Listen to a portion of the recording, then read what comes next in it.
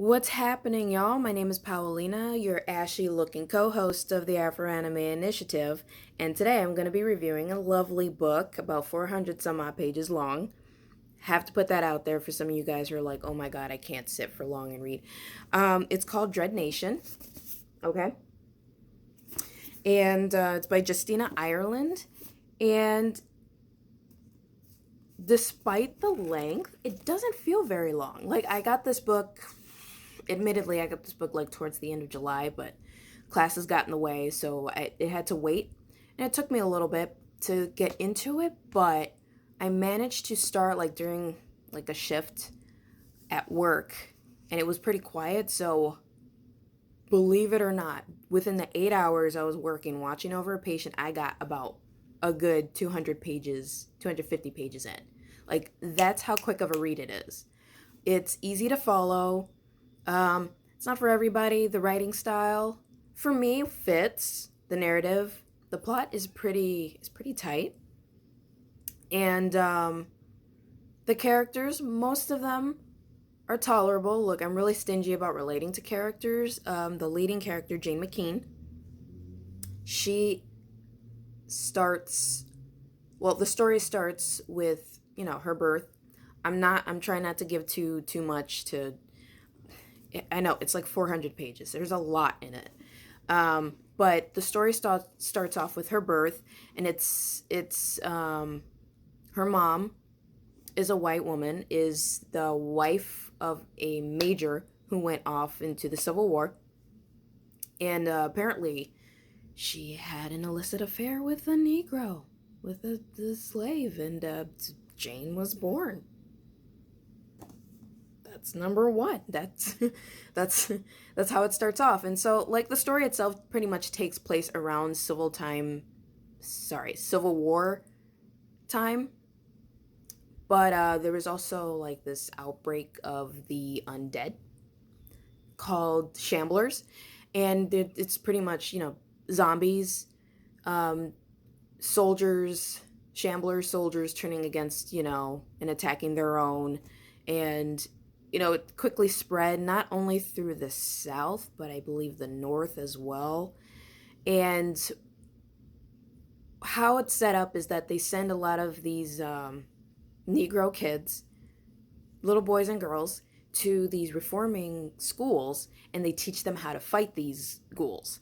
Now, because this took place like immediately after the abolishment of slavery, there's still that white is more superior and blah, blah, blah. Therefore, the Negroes got to do the job for us, even though there are some who disagree with that. And it's kind of split between this belief of survivalists who want slavery to come back, and the equalist, I believe, who want a new future for the country. And of course it creates this divide, very much like Confederacy and Union. So it maintains that same spirit, that same lovely spirit our ancestors had to trek through and survive. But the story follows Jane McKeene from it starts off, yes, at her birth, but then it kind of fast forwards to her training at a reform school for young ladies, and apparently it's like one of the best in the South, at least ish. No, it's like near Baltimore, so it's like near DC. I don't know. I'm terrible with my geography, please forgive me. So basically, the summary is Jane McKeene was born 2 days before the dead began to walk the battlefields of Gettysburg, Pennsylvania, derailing the war between the states and changing the nation forever. In this new America, however, the battle for survival is as political as it is personal, and the restless dead, it would seem, are the least of her problems. So it's pretty much as what it describes. Yes, she's trained to fight the undead, and she's considered one of the best, even though it's said that she's like terrible with a gun. But she's considered one of the best fighters. She's a bit of a troublemaker, though. She kind of, follows her own rules. She has, like, of course, she has her enemy named Catherine, who, light skinned. She can, be white passing, very pretty, blah, blah, blah, very ladylike. She doesn't want to be what they call, I believe, an attendant. And basically, an attendant is, after the young lady is trained, after the Negro girl is trained, she then is selected by, a white woman, socialite, or, a woman of high status. She hires this girl, or hires this girl, and basically has her as her bodyguard, so she wouldn't be bothered to pick up a weapon to fight against the undead. So that's basically what it is. And of course, Catherine doesn't really want to be an attendant. She wants to, be in the role of... No. Actually, no. My bad. She does. She does want to be an attendant. But at the same time, it's like she's not... I don't want to say she's, like, not interested in fighting the dead. I don't know. You learn more about her, like, as the story goes along. Even though a bit of a con, we don't really dig too deep into the character's past because there's just so much that kind of takes the forefront of the story. You would meet a lot of unsavory characters, and the story pretty much goes from, like, Pennsylvania, Maryland, all the way to, like, the Midwest, to, like, the small town, like a settlement that they're trying to establish, like, a new, like, it's a survivalist establishment, and, like, this new colony, or a new, establishment of days of the past or whatever. And basically it's just like, it's a flimsy like wall that keeps the shamblers out, and it's just like a whole bunch of just insidious stuff going around, because while the undead is a big problem, an even bigger problem is the mindset of so many, just white people going, well, we're still superior and we still got to maintain our society, our political this, that, and the other. Like, instead of, like, actually trying to figure out what's going on and how to get rid of this problem, they're actually more concerned with just maintaining status. And it's mind-boggling how relevant it is now, because there is a theory that a scientist that Jane and her classmates go and attend in Baltimore, in the city, and I'm trying not to, like, be super annoyed by this, but it's so relevant now. He basically says that his theory is that Negroes either take longer to turn or they don't turn at all, which is and because of that, they're inferior to their white counterparts, more likely to survive an attack, and thus are supposed to be the ones to protect their white counterparts.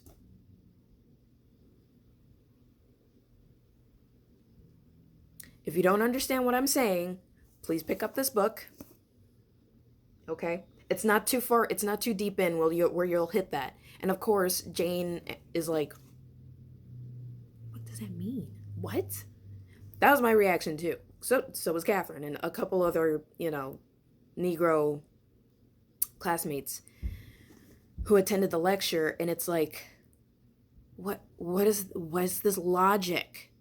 And it puts you on a very, like, I don't know, like, I don't want to say rough journey. It's a bit rough, but the journey itself is just astounding as to how you'll meet different characters who literally believe this. And it pretty much is their ultimate downfall. Like, I'll tell you this right now, that mindset is pretty much constantly putting everybody in danger. And those who are in charge with the money and power, but not the scientific, actual scientific proof and scientific, like, work, they're the ones to be like, oh, no, we're fine, we're gonna be fine, everything as it should be. The only reason why they're shamblers is because it's, we're a world full of sinners, and it's catching up to us, blah blah blah blah. Another one of this logic using religious fundamentalism in this town that you'll guys see later if should you choose to read this book. And it's a bit of a roller coaster. It's a little bit of a roller coaster. Like I said, you will meet some interesting characters. Some others, I'll admit, there's one character named Red Jack who is framed as Jane's ex-boyfriend. Another light-skinned person who does contribute to helping Jane figure out what's going on. Because there's, like I said, there's just like this weird insidious, like, just thing going on. And my issue is that at the same time, while he is helpful, he also puts her into more trouble than necessary. And to be honest, his contribution to the story doesn't make much sense to me. Honestly, I don't like his character. I don't. He's, reckless, impulsive, a smart ass. It's just, for me, there's just no redeeming quality about him except he's pretty and street smart. Like, that's literally it. To me, it's just, why?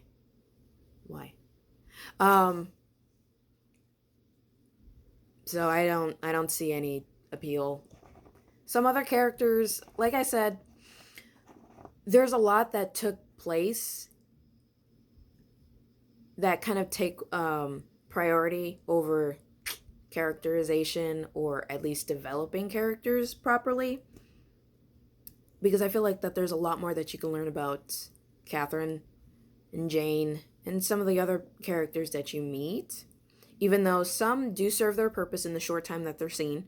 They come in and then whatever, that's it. You did your job. Unless, it's set up for them to come back. Yeah.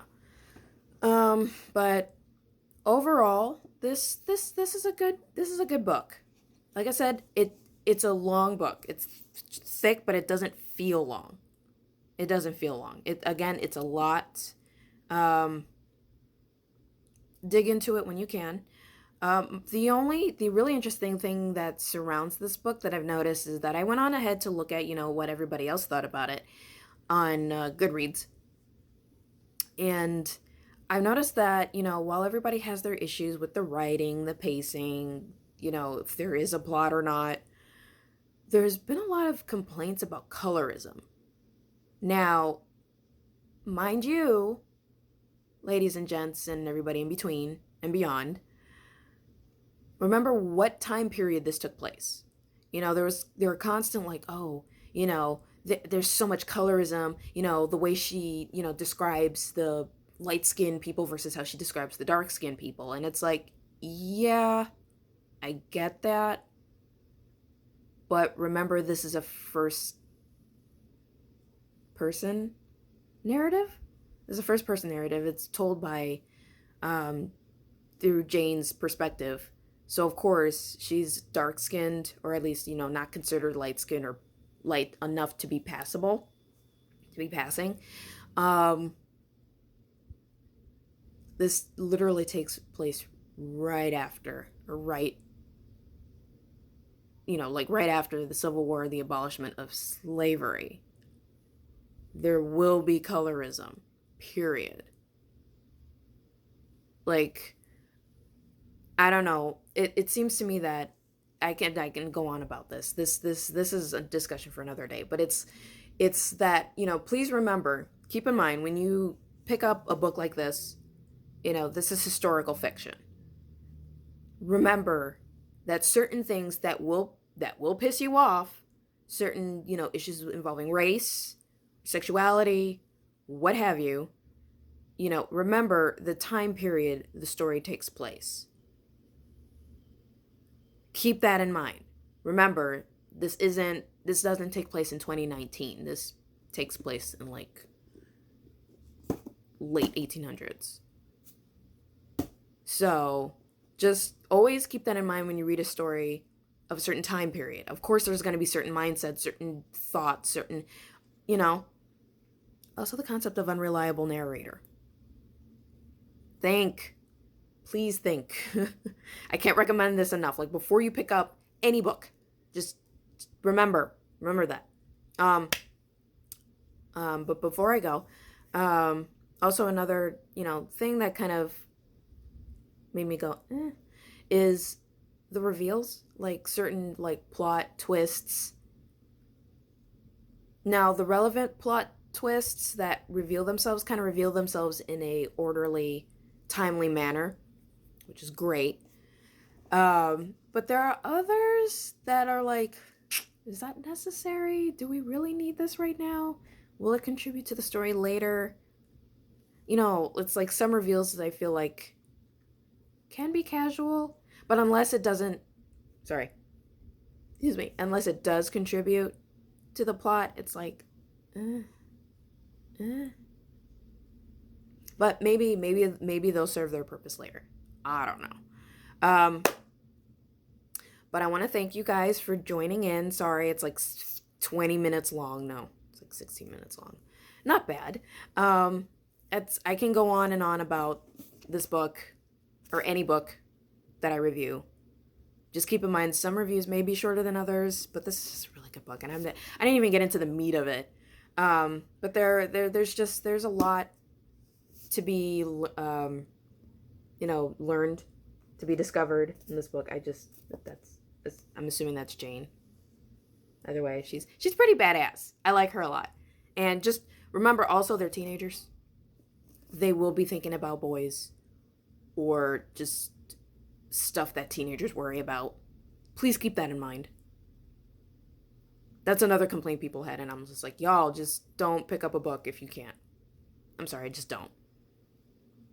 So anyways, thank you for joining in. My name is Paulina, your ashy-looking co-host of the Afro-Anime Initiative.